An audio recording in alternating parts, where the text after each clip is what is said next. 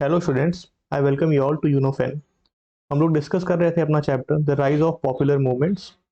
आज हम लोग इस चैप्टर का पार्ट 2 देखेंगे। इस चैप्टर में स्पेसिफिकली हम लोग यहाँ पर क्या देखने वाले हैं कि कैसे जो एट्रोसिटीज़ हो रही थी एससीज और एसटीज के साथ, हम लोग यहाँ पर देखेंगे कि इनको प्रॉब्लम्स क्या थी, जबकि इनको यहाँ पर कॉन्स्टिट्यूशन के अंदर काफ़ी सेफगार्ड्स लाइक आर्टिकल 17 के अंदर यहाँ पर इनको प्रोवाइड कराया गया था कि अनटचेबिलिटी अलाउड नहीं है, राइट टू इक्वालिटी 14, 15, 16। तो आर्टिकल 21 यहाँ पर देखा हमने कि कैसे यहाँ पर राइट टू लाइफ मिला है, टू लिव विद डिग्निटी। इन सभी चीज़ों के बावजूद भी कैसे एसटीज के साथ एट्रोसिटीज हो रही थी, इनको प्रॉब्लम्स फेस करनी पड़ रही थी इंडिपेंडेंट इंडिया। तो यहाँ पर ये जो कार्टून है, एक यहाँ पर डिपिक्ट कर रहा है क्या कि बी आर अम्बेडकर जी है यहाँ पर।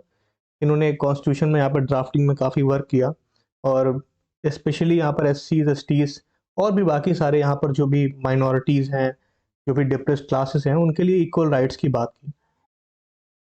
इतने सारे प्रोविजंस के बाद भी यहाँ पर क्या देखने को मिला कि इंडिपेंडेंट इंडिया में भी वो सारी चीज़ें कंटिन्यू रही मोर और लेस। है।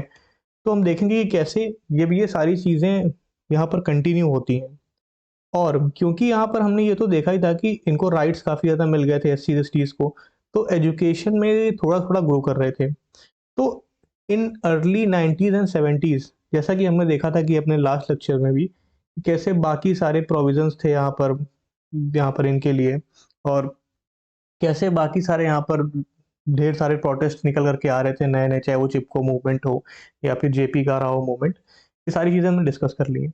तो इन सभी के बैकग्राउंड में एक और नया मूवमेंट निकल करके आता है जिसको हम लोग दलित पैंथर्स ऑफ इंडिया का बोलते हैं। ये एक मूवमेंट क्या था, ऑल टुगेदर ये एक ऑर्गेनाइजेशन है, दलित पैंथर्स ऑफ इंडिया, जिस ऑर्गेनाइजेशन ने एससीज और एसटीज के लिए प्रोटेस्ट्स के थ्रू यहाँ पर मूवमेंट को स्टार्ट किया। अब इस ऑर्गेनाइजेशन में ज़्यादातर लोग कौन थे, तो वो थे अर्ली 1970s के एससीज और एसटीज, जो कि फर्स्ट जनरेशन दलित ग्रेजुएट्स। इसका मतलब क्या है, क्योंकि इनके पास पहले ना तो इतने इकोनॉमिक रिसोर्सेज थे, ना तो राइट्स थे, ना तो रिजर्वेशन थे। तो जब 1950 के बाद आप देखोगे यहाँ पर क्या हुआ, यहाँ पर एटलीस्ट 20 ईयर्स तो लगेंगे ना किसी को ग्रेजुएट होने में, ये तो नेचुरल सी बात है। तुरंत तो ऐसा है नहीं कि उनको सारी चीज़ें मिल जाएंगी और वो ग्रो कर जाएंगे। तो जो जनरेशन का बर्थ सपोज दैट 40s में हुआ होगा या 50s में हुआ होगा, अब वो जनरेशन बड़ी होगी, इट मीन्स वो यंग जनरेशन जिन्होंने ग्रेजुएशन कर रखा है। ग्रेजुएशन करने का मतलब क्या है कि उनके पास अपनी एक नॉलेज है, उनको पता है कि कॉन्स्टिट्यूशन के अंदर उनको क्या राइट्स मिले हुए हैं, वो ज़्यादा अवेयर हैं। तो ये क्या करेंगे, अपनी एक ऑर्गेनाइजेशन बनाएंगे, और इस ऑर्गेनाइजेशन के अंदर मेनली दलित यूथ्स रहेंगे। और ये लोग स्टार्ट करेंगे अपना क्या है यहाँ पर, एक मूवमेंट किसके अगेंस्ट, जो कि caste based inequalities. It means इनके साथ ऐसी इनइक्वालिटीज हो रही हैं जस्ट बिकॉज ऑफ इनकी कास्ट की वजह से, कि तुम एससी हो, तुम एसटी हो, तो तुम्हारे साथ ऐसा डिस्क्रिमिनेशन किया जाएगा। साथ में क्या है, मटीरियल इनजस्टिसेस। ठीक है, मटीरियल इनजस्टिस मतलब कि इकोनॉमिक रिसोर्सेज का यहाँ पर सही से रिडिस्ट्रीब्यूशन नहीं हो रहा है, जबकि आर्टिकल 39 में लिखा हुआ है कि equitable distribution of economic resources होना चाहिए। तो इन सारी इनकी जो भी ग्रीवांसेस थे, इसको लेकर के ये लोग अपना एक मूवमेंट स्टार्ट करते हैं। साथ ही में क्या यहाँ पर कि जो इम्प्लीमेंटेशन है रिजर्वेशंस का, it means on paper on the constitution of India तो यहाँ पर मिला हुआ है इनको रिजर्वेशन, बट जो एक सोसाइटी के अंदर रिवर्स रिजर्वेशन लगा रखा है लोगों ने, उसको ये लोग फेस कर रहे हैं, डिस्क्रिमिनेशन को फेस कर रहे हैं। तो इनकी डिमांड क्या थी कि जो रिजर्वेशन है उसको इफेक्टिव मैनर में लगाया जाए। ये तो 1970s की हम बात कर रहे हैं। इनफैक्ट अगर आप 2017 का आप डेटा देखोगे, तो यहाँ पे आपको देखने को मिलेगा कि ये दिखा रहा है कि कैसे ये जो 10 सिटीज़ है यहाँ पर, ठीक है, कुछ नाम लिखे हुए हैं सिटीज़ के, यहाँ पर हर सिटी में 2017 में कितने कितने लोग मतलब केसेस रजिस्टर किए गए हैं जहाँ पर एससीज और एसटीज के साथ एट्रोसिटीज हुई हैं। या फिर आप 2001 से लेकर के आप यहाँ पर देखोगे तो 18,530 केसेस रजिस्टर किए जा चुके हैं, स्पेसिफिकली जो कि एससीज और एसटीज के एट्रोसिटीज के अगेंस्ट थे। अब इतने तो केसेस रजिस्टर हुए हैं उन लोगों ने कराए होंगे जो कि इतने एबल रहे होंगे, जिनके पास इतनी स्ट्रेंथ रही होगी कि वो रजिस्टर करा सकें, इतना मनी रहा होगा। साथ ही में एक ट्रेंड आप लोग यहाँ पर और देखोगे तो 2001 से ये ग्राफ दिया हुआ है 17 तक। तो वन में जहाँ पर ईयरली 1000 केसेस रजिस्टर होते थे, 900 होते थे, कहीं 950। अब ये क्या है, यहाँ पे आप देखोगे 2015 के बाद ये यहाँ पर एक आपको राइज देखने को मिलेगा, काफ़ी एक यहाँ पर स्टार्क राइज है, नियर अबाउट 500 केसेस का। तो इससे देखने को मिल रहा है कि जो ट्रेंड है एस और एस का एट्रोसिटीज़ का, ये जो ट्रेंड है एस और एस का एट्रोसिटीज़ का, ये बढ़ ही रहा है इन स्पाइट ऑफ इतने ज़्यादा प्रोविजंस करने के बावजूद भी। तो अब इनके यहाँ पे स्पेसिफिकली इशूज़ क्या थे कि हमने ये चीज़ तो देखा है कि कैसे जो विलेजेस हैं वहाँ पर एस और एस का एक अलग से एरिया होता है जहाँ पे वो लोग रहते हैं। बट जब इनका माइग्रेशन स्टार्ट हुआ इन द सिटीज़, ठीक है, ये जॉब के सर्च में, एजुकेशन के सर्च में, इन सभी चीज़ों के सर्च में ये जब सिटी में आए तो वहाँ भी इनको एक गेटोइजेशन को फेस करना पड़ा। इसका मतलब ये है कि इनके सेटलमेंट्स विलेजेस में भी अलग ही थे।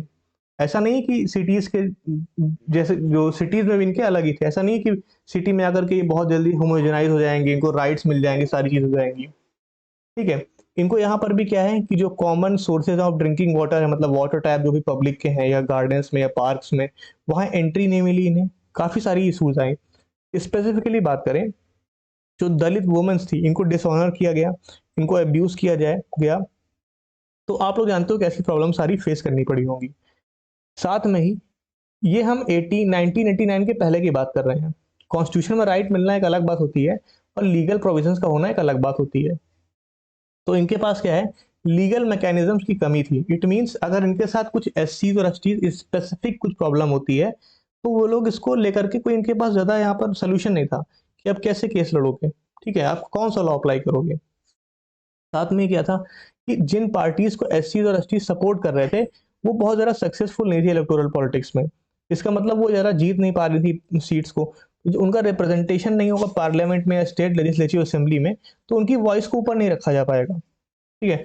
तो काफ़ी सारे यहाँ पर डिफरेंट आप लोग देखोगे सोसाइटी में इशू थे इनके साथ कि उनको एक यहाँ पर डिस्क्रिमिनेट किया जा रहा था। वुमेन के अलग अपने अलग इशू से, लॉ के फॉर्म में इनके पास मैकेनिज्म नहीं था, पॉलिटिक्स के फॉर्म में इनके पास अपनी पार्टीज नहीं थी, रिप्रेजेंटेशन नहीं था।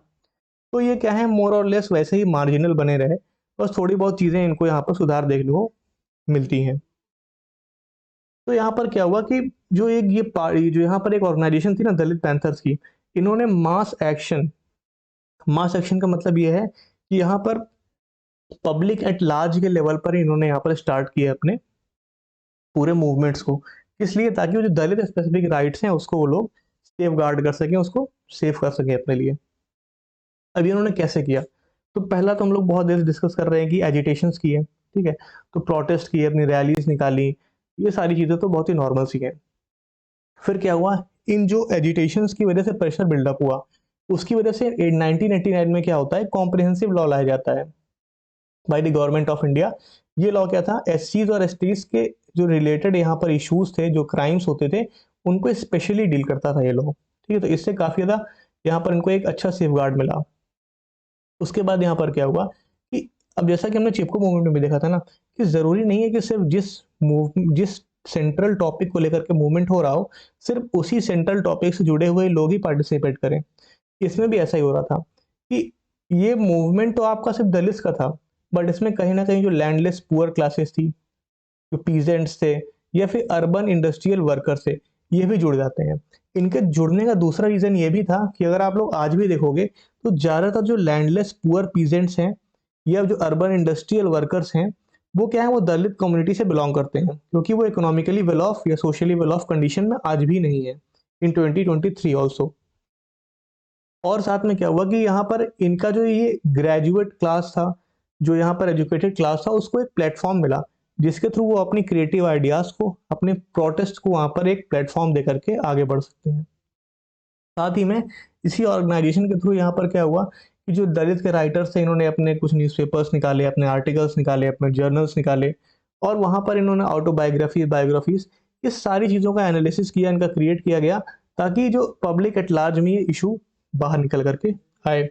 बट होता क्या है कि पोस्ट इमरजेंसी पीरियड में क्या हुआ कि दलित पैंथर्स, ये जो ऑर्गेनाइजेशन थी आपकी, इन्होंने काफ़ी ज़्यादा कॉम्प्रोमाइज़ेस किए, ठीक है। इलेक्टोरल कॉम्प्रोमाइज मतलब कि आपको सीट मिल जाएगी, आप हमारा सपोर्ट कर दो। तो इससे एक सेक्युलर नेचर या नॉन पॉलिटिकल नेचर इनका कहीं ना कहीं कम हो गया। इसकी वजह से क्या होता है कि बामसेफ एक ऑर्गेनाइजेशन है, backward and minority communities employees federation की, इस इन्होंने क्या कर दिया, रिप्लेस कर दिया इस पूरी दलित पैंथर्स की ऑर्गेनाइजेशन को। इसकी वजह से यहाँ पर देखने को मिलता है कि कैसे बामसेफ जो एक ऑर्गेनाइज्ड मैनर में है, उसने रिप्लेस किया एक अनऑर्गेनाइज्ड या उतनी ऑर्गेनाइज्ड नहीं थी ऑर्गेनाइजेशन को। इसी के साथ हमारा लेक्चर खत्म होता है। छोटा सा लेक्चर था, आई होप आप लोगों को पसंद आया होगा। तो thank you and have a nice day.